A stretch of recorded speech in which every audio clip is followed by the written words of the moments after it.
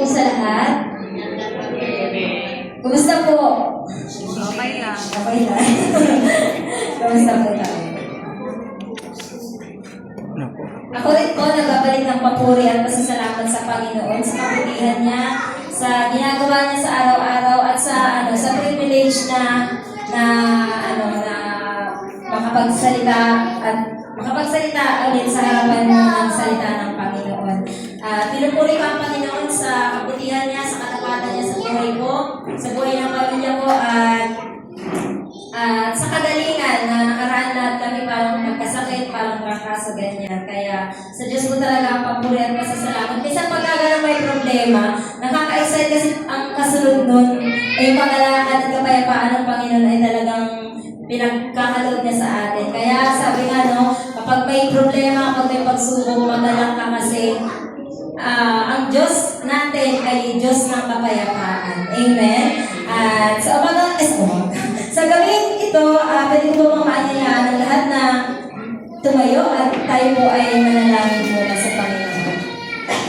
Sige po, tayo lahat ay kumikir. Dakilang Diyos Ama na pinakadakila sa lahat, Panginoon. Naririto kami sa oras na ito, Panginoon, sa bahay mo, na humihingi ng pagsama mo, na humihingi ng gabay. Diniimbitahan namin, Panginoon, ang presensya mo, Panginoon. Samahan mo kami sa oras na ito, Panginoon. Bawat salita, bawat boses mo na aming maririnig sa oras na ito, Panginoon. Ikaw lang ang aming makita, ikaw lang ang Panginoon, aming maramdaman. At sa inyo lang, Lord, nagkakatiwala ang gawain ito, Panginoon. Ikaw lang ang maitaas, ikaw ang madakila. At sa iyo pang pinagmataas sa papuri at pasasalamat. Sa pangalan ni Jesus. Amen and amen. Yung chinata ko niya may kakahapon kaya sabi ko, may nakaredy naman ako na message. Yung na-english ko na doon sa mabumbong. At sabi ko kay Lord, nag-pray ako, Lord, ano kayang message mo para sa may bukas? Ang gagamitin ako sa midweek. So, sabi ko, sige Lord, yung preach ko nakaraan sa pabumbong. Sige, pag may i-review mo sa akin, Lord, ngayon na fresh na revelation, ito na lang. Kaya sabi ko, meron na-review ang Lord na fresh na revelation dun sa kahit na preach ko na. Kaya sabi ko, ito na lang ulit ay i-preach ko ngayon. Na pinamagatan ko po na seek deeper. Pwede ko ba natin sabihin, seek deeper. Ang Word of God sa oras na to ay sa Matthew 6:33. Yung kilalang verse. Gamit na gamit. Amen? Matthew 6:33. Seek first the kingdom of God and His righteousness, and all shall be added unto you. Pag sinabing seek, ano po ba ibig sabihin nun? Hanapin. Pag tayo pala ay seek, hanapin. Hindi lahat na naghahanap ay nakakasumpong, ganyan. So, sabi ko, based sa observation ko sa sarili ko, may tatlong nakita na tatlong uri ng naghahanap. Una, nakita ko, na-observe ko mismo sa sarili ko, pag naghahanap, uri na naghahanap, number 1 ay naghahanap ng ginagamit ay bibig. Di ba pala natin naririnig to? Na huwag gamitin ang bibig, gamitin mo yung mata mo pag naghahanap ka. Pangalawa, naghahanap tayo minsan naghahanap tayo ng isang bagay, andyan na pero hindi pa rin natin makita. Di ba? Nakaka-relate ba tayo? Kasi na-observe ko sa sarili ko. Sabi ko, may tatlong uri ako sa sarili ko at maaaring kayo rin ay nakaka-relate na gano'n, na nagpubulag-bulagan. Gano'n. Parang andyan naman yung isang bagay na hanap natin pero hindi natin makita agad. So, pangatlo, yung ito naman yung pag may isang bagay tayo na hinahanap, di ba hindi tayo makita, hindi natin makita? Amen? No?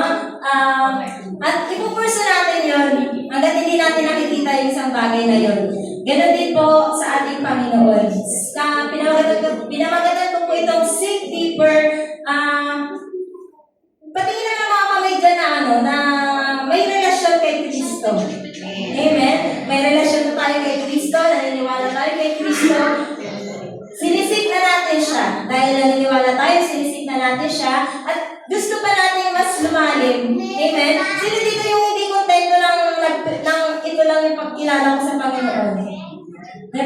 Pag ikaw pala ay gusto pang lumalim sa Panginoon, talagang ipupursue mo siya.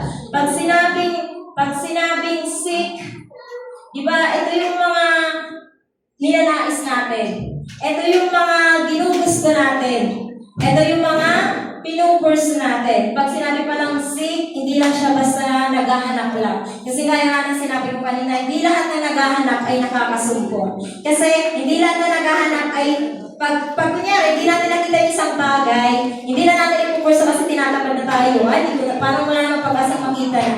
Pero pagka pala ay gusto natin lumalim pa yung pananampalataya natin, lumalim pa yung pagmamahal natin kay Kristo, ay isisik deeper pa natin yun, ipupursu pa natin. Amen?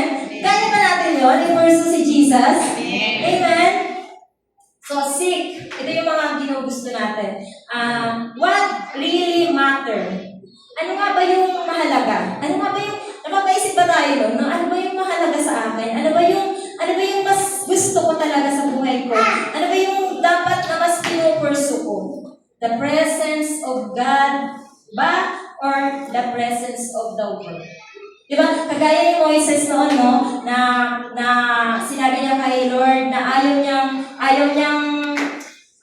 di ba may labanan na may inutos ang Diyos? Sabi ni Moises, kung hindi ka naman kasama ang presensya mo, Panginoon, hindi na lang ako pupuloy. Di ba? Ganoon na uunawaan ni Moises kung gaano kahalaga ang presensya ng Diyos. Di ba pagka nga tayo ay, pagka nandun na tayo sa presence ng Lord, tapos meron gumagawang yung presence, parang tumatagilid, ganyan. So, ano tayo, parang, ay, wala na ako sa presence ng Lord, So, kailangan i-pursue ulit natin. I-pursue, naisip ulit natin, gustuhin natin. What really matters, mayroong presence ang Lord. Amen? The presence of God ay nandito talaga. Pero mayroong ding presence ang mundo. Kaya nga, di ba, sabi nga sa Bible, di ba, hindi pwedeng dalawa ang sinasamba. Dapat ang Diyos lang. Kasi maaaring mahati, gawin mong Diyos ang isa at gawin mo, mamahati pa yung pagmamahal mo sa Diyos at sa mundo. Seeking is preparation. Sabi po sa unang Timoteo, chapter 4, verse 8, sapagkat kung may mabuting na idudulot ang pagsasanay natin sa katawan, may mas mabuting na idudulot ang pagsasanay sa kabanalan sa lahat ng bagay. Sino dito nag-gym? Amen. Nag-gym tayo, di ba ang goal kasi natin is, di ba may ganyan na tayong goal. Yung iba, ang goal ay magpaganda ng katawan, ang iba naman ay para healthy lang. Ganyan. Pagsasanay ng kabanalan, kung may mas naidudulot daw ang pagsasanay natin sa katawan, mas may mabuting maidudulot ang pagsasanay sa kabanalan. No pain, no gain. Di ba kung minsan sa buhay natin may mga talagang ang sakit, may mga ouch, kasi nag-grow tayo. Di ba? Napakadaling maglingkod sa Diyos, napakadaling itaas ang kamay kapag okay ang lahat, napakadaling magbigay ng pasasalamat, ng pagpuli sa Panginoon kapag okay ang nangyayari sa atin. Pero kapag dumarating yung mga problema, kaya pa ba natin itaas yung kamay natin sa Panginoon? Kaya pa ba natin sabihin na napakabuti mo, Panginoon? Kapag yung sitwasyon natin ay hindi na maganda. Preparation. Kasi di ba pagka may inimit ka, isang tao, may inimit ka, di ba may preparation yun? Hindi pwedeng may inimit ka kasi hindi ka nag-toothbrush, hindi ka naligo. Di ba may preparation? May preparation talaga. Preparation, hindi lang isang araw, kundi araw-araw. Kapag pala tayo ay sinisik natin ang Panginoon, hindi lang isang araw, hindi lang kahapon sinig ko ang Lord, ngayon hindi na. Araw-araw, isisik natin ang Panginoon. Araw-araw, ipupursu natin ang Panginoon. Hindi lang isang araw, kundi araw-araw. When we seek, we humble. Di ba po ang hirap ng pakumbaba? Amen? Ang hirap po talaga yun. Ang hirap ng pakumbaba. At kapag hindi pala tayo ay humble, hindi rin natin ninanais na ipursu ang Panginoon. Kaya pala, ina-advise ng Bible talaga na humble yourself. Kasi hanggat hindi tayo pakumbaba sa Panginoon, hindi talaga natin siya nanaisin. Hindi natin siya gugustuhin. Kaya when we seek, kapag ka pala sinisig ko ang Diyos, pakumbaba ako sa Panginoon. Kapag pala humble ako sa Panginoon, gugustuhin ko siya, isisik ko siya, ipupurso ko siya. Hindi lang kasi sikin. Pag pinalalim pa natin yung seek, talagang ipurso yun eh. Ipupurso natin ng Panginoon. Kasi naniniwala tayo, nasabi rin ng Bible, apart from God, we are nothing. Amen? Kaya ako na walang kakayahan, talagang magpapakumbaba ka eh. Di ba kaya thank you Lord, praise God. Kasi ito lang yung kaya ko. Ito lang yung kakayahan ko. Kasi kapag yung ability natin ay mababa, maliit, or maliit lang, or mababa ang ability natin, yung humility daw po ay mas mataas. Amen? At kapag naman, pinagpapala tayo ng Panginoon, yung ability natin dinadadagdagan, di ba kung may something na nararamdaman tayo na parang yung humility natin bumababa. Amen? Kaya palagi natin paalalahanan ang sarili natin na kapag ka, Lord, paalala mo sa akin palagi, Lord, na kapag yung ability ko nadadagdagan, sana sumasabay din yung humility ko, Lord. Sana yung pagpapakumbaba ko sa iyo, sumasabay siya kapag nadadagdagan yung ability ko. At ano ba sabi doon? Seek first the kingdom of God. Hindi lang pala dapat yung pangalan ng Panginoon yung alam ko. Hindi lang pala dapat ang pangalan ng Kristo ang sinisip ko, kundi yung kingdom of God. Pag sinabing kingdom of God, ito po yung pabor ng Diyos. Sino dito gusto ng pabor ng Diyos? Amen? Amen? The approval of God. Authority of God. Pag sinabing kingdom, dahil kingdom, we need a king. We are not, syempre, we need a king at hindi tayo ang king sa buhay natin. Amen? Dapat pala, Lord Jesus, ikaw ang hari ng buhay ko, hindi ako ang maghahari sa buhay ko. Andun yung authority ay sa Panginoon. At ano pang sabi? And seek first the kingdom of God and His righteousness. Ito na po. Hindi lang pangalan, hindi lang yung kingdom of God, kundi yung righteousness ni Jesus dapat pala ay pinupursuin natin. Pursuing His righteousness. Diba lagi natin ito nakikita sa Facebook yung mga sinishare post na napakaraming I believe in Jesus. Ang dami. Pero ilan lang ang sumusunod sa kalooban ni Kristo.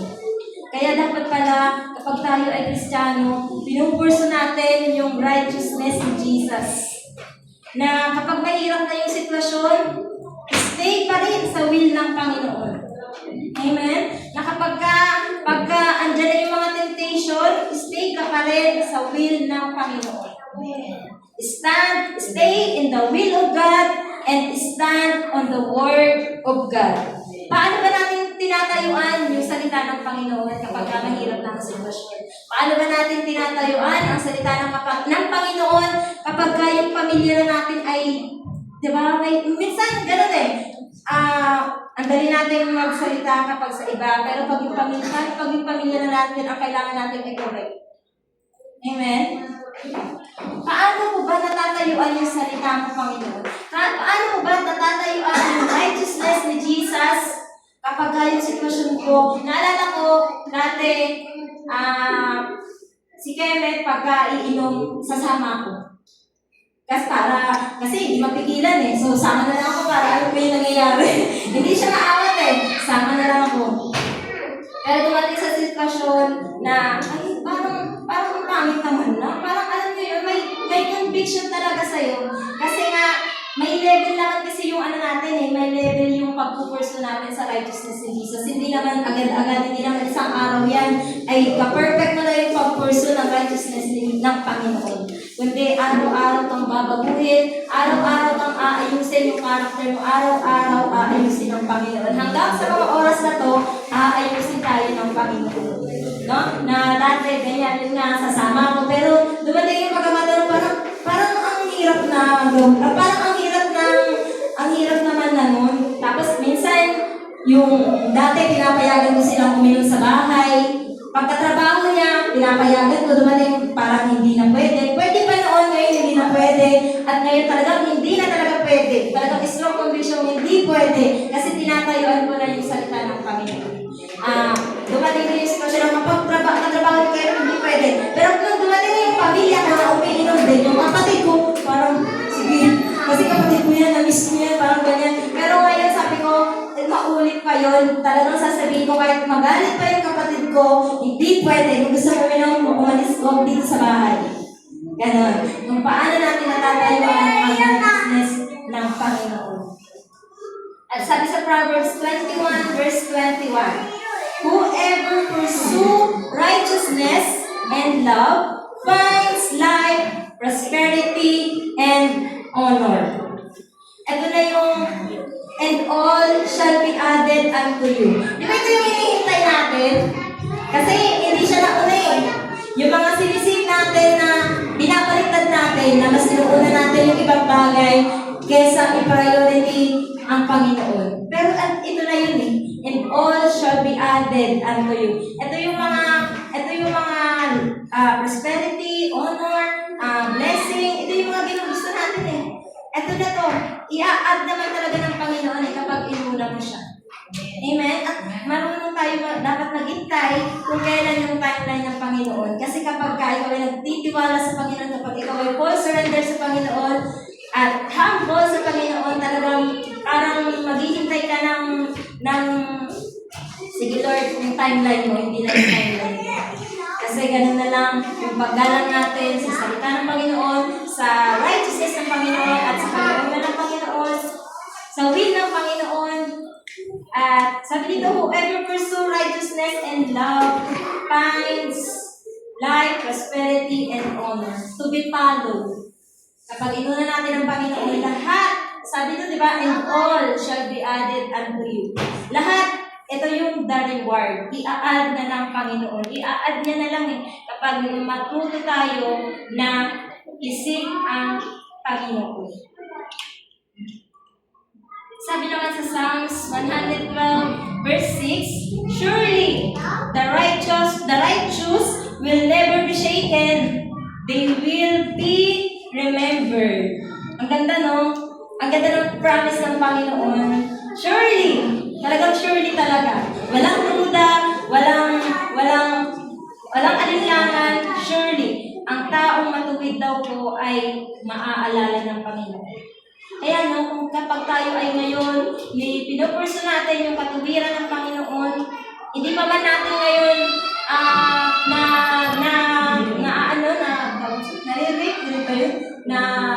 yung bunga, hindi pa man natin nakukuha yung bunga, surely daw, kapag tayo ay pinupurso yung katuwiran ng Panginoon, maaalala yan ng Panginoon. Hindi yan nakalimutan ng Lord. Hindi niya yan babaliwalain kapag tayo ay sumusunod sa Kanya. The reward, and all shall be added unto you. If you seek God with all your heart, you will absolutely find Him. The more you seek Him, the more of Him you'll find. Na-experience nyo to, na pag, totoo talaga, na pag ginanap mo siya, ipaparanas niya yung presensya niya. Amen? Diba? Pero minsan, sa journey ng faith ko, sa journey ko bilang isang mananampalataya, may isang beses na nangyari na parang wala yung presence ng Lord.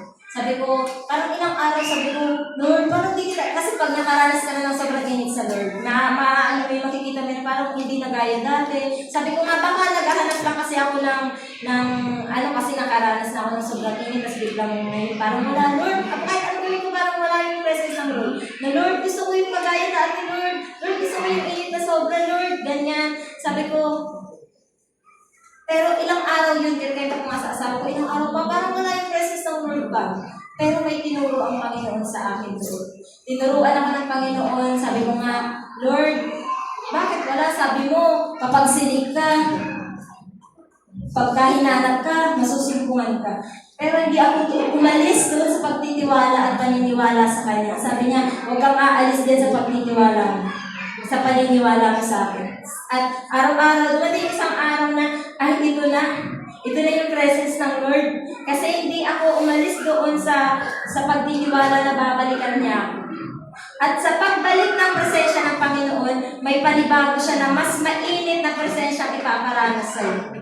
Kasi sabi ko nga, yung presence parang wala. Pero nung bigla na lang nagsiyaw ng isang araw na kahit di pinahanap, biglang ito ka na Lord. Ito nakita ko Lord ng ganito, na mas matinding presensya, na mas grabe yung pagpaparanas mo ng presensya. So, bakit pa ako magdududa sa susunod na parang wala yung presence mo? Ba't pa ako magdududa kung pinaaranas mo sa akin to? Hindi ko na kayang magduda, hindi ko na kayang magduda pa sa kayang gawin ng Panginoon. At ang tinuro sa akin ng Panginoon doon ay talagang kailangan pa na talagang pinukurso kasi natin siya. So, araw-araw, kahit parang wala yung presence, Lord, sige, magbabasa ako ng Bible, sige Lord, magpe-pray pa rin ako, Lord, sige Lord, maniniwala pa rin ako sa iyo. Kahit parang wala ka. Kasi titingnan ng Panginoon yung heart natin kung mananatili pa rin ba tayo. Kasi ang Diyos naman talaga ay tapat eh. Hindi niya tayo bibiguin. Kung minsan tayo, binibigo natin siya, di ba? Kung minsan tayo sumasablay. Pero ang Panginoon, kahit kailan, hindi talaga yan sumablay para pagpalain ka. Hindi yan sumablay para iparanas yung presensya niya. Talagang tapat ang Panginoon. Deeper. Kanina seek, hinahanap. Pag sinabing deeper, mas malalim. Deeper. Sabi sa Romans 10:17, so faith comes by hearing, and hearing by the word of God. Di ba, pag lagi tayo nakakarinig ng salita ng Panginoon, palalim yung pagkilala natin sa Kanya. Kapag lagi tayong nakakarinig ng salita niya, parang lalo mo siyang nakikilala. Amen? Kaya pala mahalaga na palagi tayo nagbabasa ng salita niya. Kaya pala mahalaga na palagi natin pinupursu ang presensya niya. Sa Hebreo 11 verse 1, Faith is the assurance of things hoped for, the conviction of things not seen. Sinabi dito, faith is the assurance. Pero dito sa dulo, not seen. Assurance po, pero hindi nakikita. Mukha bang malalim? Amen? Sinabi ng Bible, faith is the assurance of things hoped for, the conviction of things not seen. Parang assurance, pero walang nakikita. Kapag sa reality sa atin, bilang isang tao, di ba, hindi ka pag sa business, hindi ka magtitiwala kapag hindi ka sure na pagkatiwa-tiwala yung pag-aanuan mo ng pag-i-investan mo. Diba? Pero dito sabi, faith is the assurance of things hoped for, the conviction of things not seen. Dito, yung pananampalataya natin ay assurance na kalayo. Sa mga bagay na kahit hindi mo nakikita, kahit hindi mo sure ngayon, magtiwala ka, manampalataya ka, kasi yan, sa pananampalataya pa lang natin, yan na yung kasiguraduhan, kahit wala kang nakikita ngayon. Deeper faith pala yun. Amen? Deeper faith, kapag pala tayo ay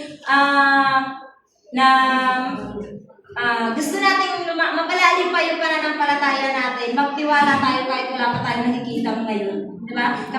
Kahit walang assurance, sa tao, hanggang wala kang assurance, hindi ka magtitiwala. Diba? Hindi ka magtitiwala, pero sa Diyos, kahit wala ka pang nakikita ngayon, yung faith mo, gamitin mo yan bilang assurance sa mga pangako ng Panginoon sa iyo. Seek deeper. It's all about faith. It's all about trusting God. Diba kapag mahirap na yung sitwasyon, kapag may mga, kung kailang parang wasak ka, kung kailang broken ka, doon mas na-practice yung pagtitiwala sa Panginoon. Amen? Kapag okay ba yung sitwasyon natin, napapractice ba natin yung faith natin? Di ba hindi? Kaya praise God, kasi minsan may mga hardship, may mga trials, may mga pagsubok. Kasi diyan natin makikita at doon natin mapapractice yung pagtitiwala natin sa Panginoon. Ang faith pala ay, kung pag sinabi ng Lord na tumalon ka, kahit hindi mo alam yung tatalunan mo, may mga bato-bato pala dyan, pero tumalun ka.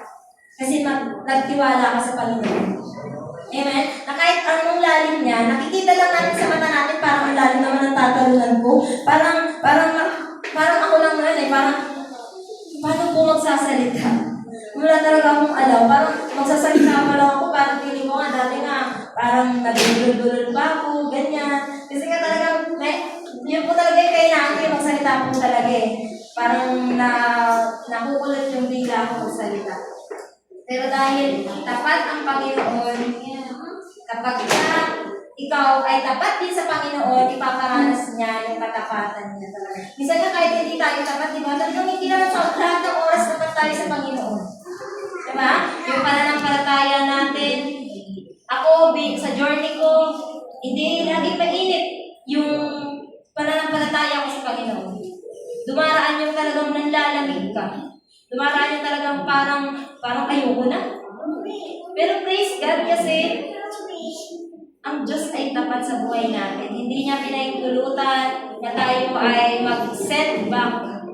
Kasi ang Panginoon ay tapat sa buhay natin. When time is hard and not understand, sometimes it's the perfect time to die. Di ba minsan, hindi natin alam kung ano yung gagawin. Na tatalon ba ako dito? Pero ang sabi nga ng Lord, tumalon ka, akong bahala sa'yo.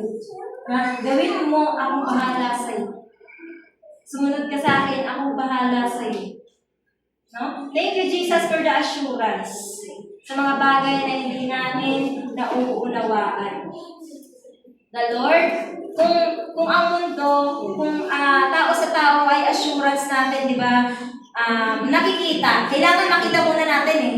Di ba? Tao sa tao, kailangan makita muna natin yung, ay, dapat ba itong pagkatiwalaan? Di ba kasi kung hindi siya katiwa-tiwala, di ba, ang hirap magtiwala.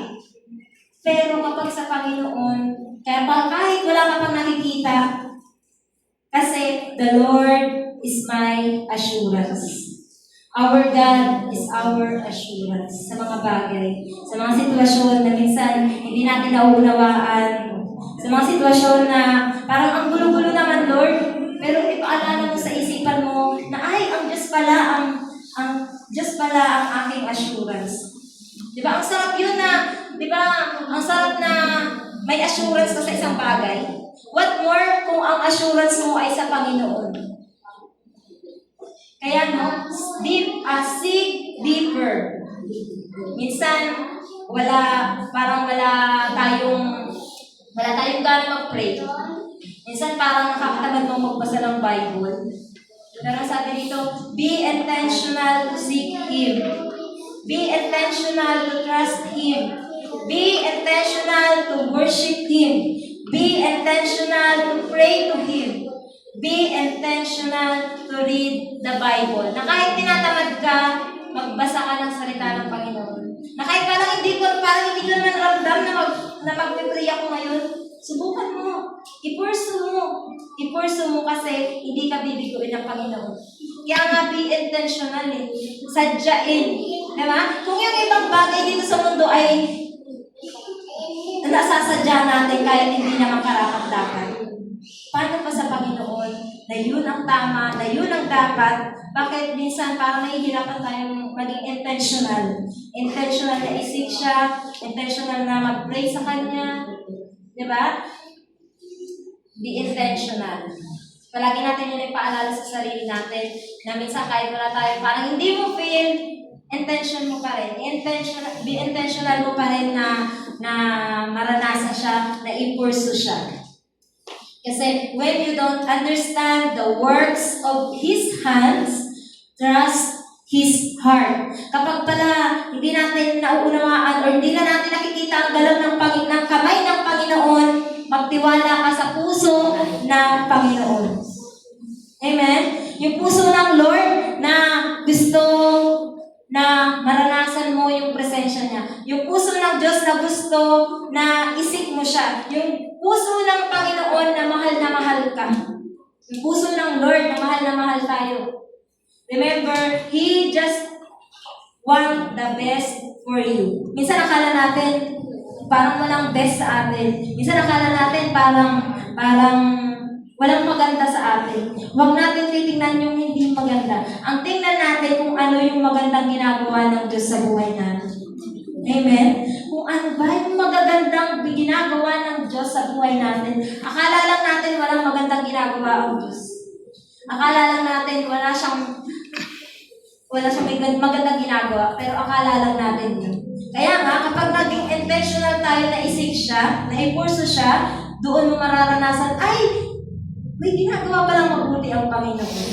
Minsan tayo talaga ang may problema. Hindi lang minsan, talagang tayo ang may problema kung bakit minsan parang hindi natin nararanasan yung kabutihan ng Panginoon.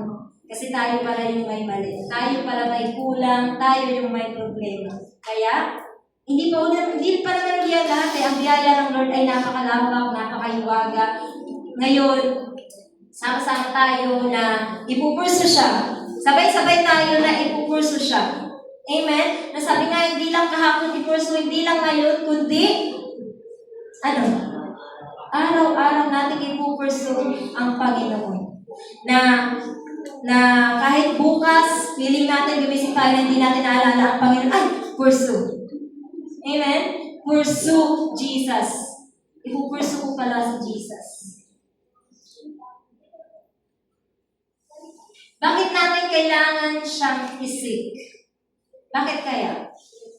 Kasi kapag hindi natin siya hinanap, yung mga kaaway natin, kaaway ng Diyos na nandito, tayo ang hahanapin. Gusto niyo ba yun? Ako yun. Ayoko na pagod. Diba? Tayo lang hahanapin ng mga kaaway. Kasi hindi natin sinisik ang Panginoon. No? Nag-all out siya. Maabot lang. Ikaw at ako, tayong lahat. Para, kumbaga, ikaw, ako, tayong lahat, pinurso niya. Naaalala pa ba natin yung ginawa ng Diyos? Ginawa ni Kristo na nag-all out siya para abutin ka? Amen? Na pinurso niya tayo. Na minsan, lumalayo tayo sa Kanya. Minsan, parang hindi na natin siya ginugusto, hindi na natin siya ninanais, parang minsan hindi na natin siya kailangan.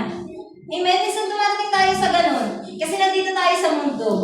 Na parang nakalimutan na natin ang kabutihan ng Diyos. Nakalimutan na natin na i-pursue si Kristo.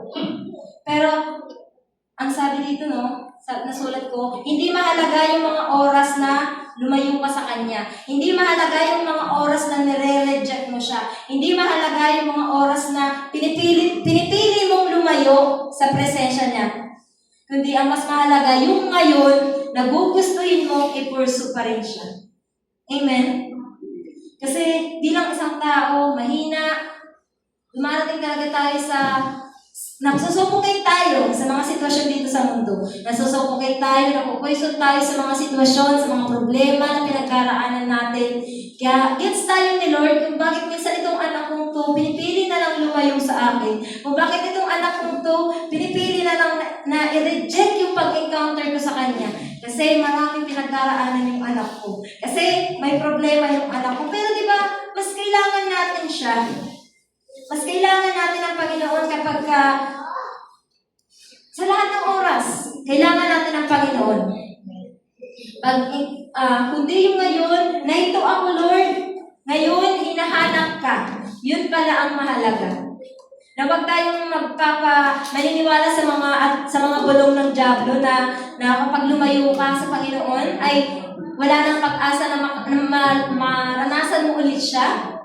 Huwag tayong maniniwala doon kasi hindi yun totoo. Ang totoo, kapag ka ngayon, yung danaw, yung ngayon, na pinurso mo yung presence niya, yung ngayon na willing ka na maranasan ulit siya, yun ang mahalaga sa paningin ng Panginoon. Na kahit ilang buwan, lumayo ka sa Diyos. Ilang buwan, parang ayaw mo nang mag-pray. Yung ngayon ang mahalaga. Hindi yun ang mahalaga yung nakaraan. Na ilang araw kang hindi nag-pray, na ilang araw kang tinatamad mag-pray, hindi yun ang mahalaga. Na ilang araw kang tinatamad magbasa ng Bible, hindi yun mahalaga. Ang mahalaga, yung ngayon, na willing ka ulit na maranasan yung presensya niya. Yung ngayon, na willing ka ulit na i-pursue ang Panginoon. Na ikaw ako, Lord, nandito, bumabalik sa iyo. Na ikaw ako, Lord, pag gusto ulit na makaranas presensya mo. Na ikaw ako ulit, Lord.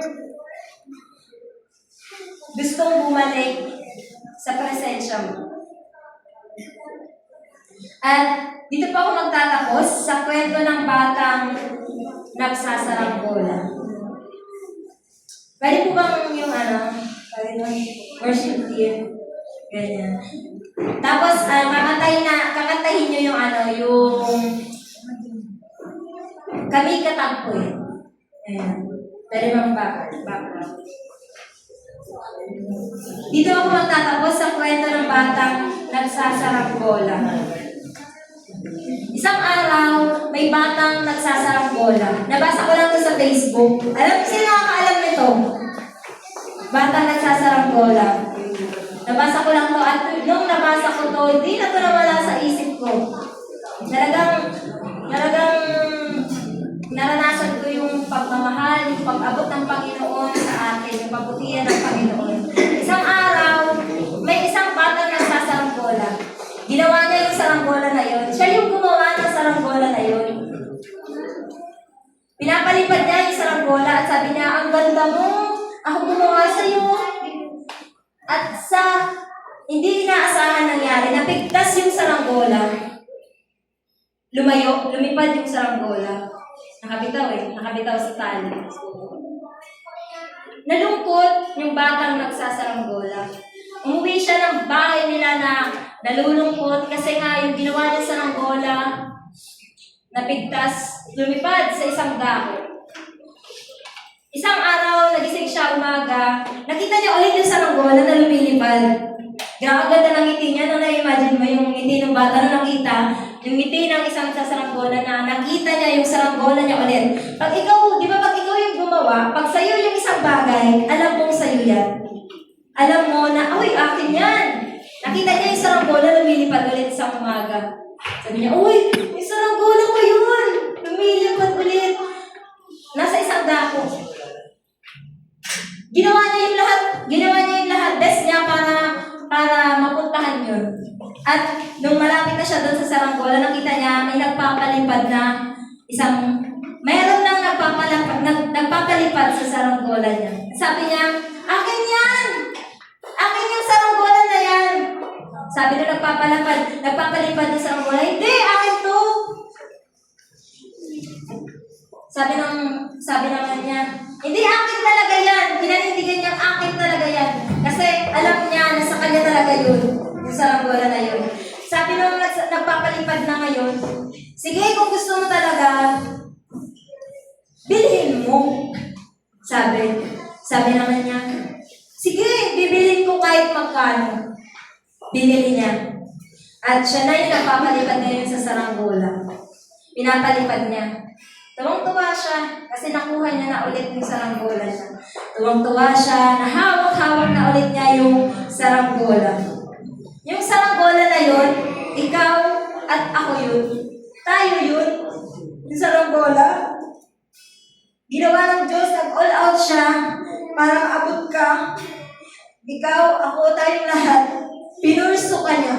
Kaya bakit tayo ipupurso din natin siya? Bakit natin kailangan ipurso siya?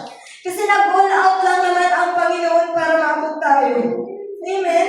Nag-all out siya. Kaya kung nag-all out siya, ako, anong kaya kong gawin para makapag-all out din sa Panginoon?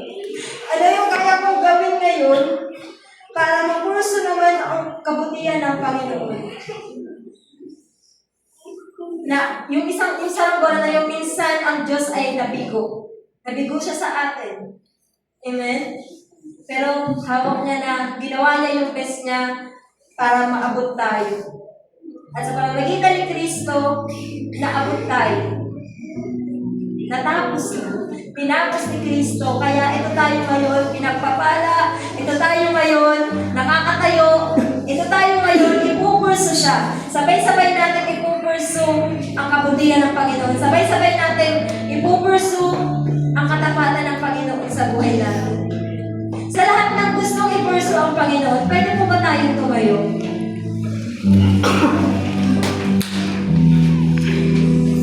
Sino lang naman, Lord, yung kaya namin gawin ngayon? Ang liit lang nito eh. Ang liit lang nito Nag-all out siya. So this time, Lord, ako naman yung mag-all out. Ako naman, Lord, yung mag-all out ngayon. Ano yung pwede kong gawin para mag-all out sa'yo? Sa pagbabasa ng Bible, pag-pray, pag-a-attend ng mga ganitong gawain sa Panginoon. Di ba napupurso natin ang Panginoon? Kapag ka para gusto natin mas lumalim pa sa Panginoon, seek deeper. Hindi tayo makukontento lang sinisik lang natin siya. Hindi tayo makukontento na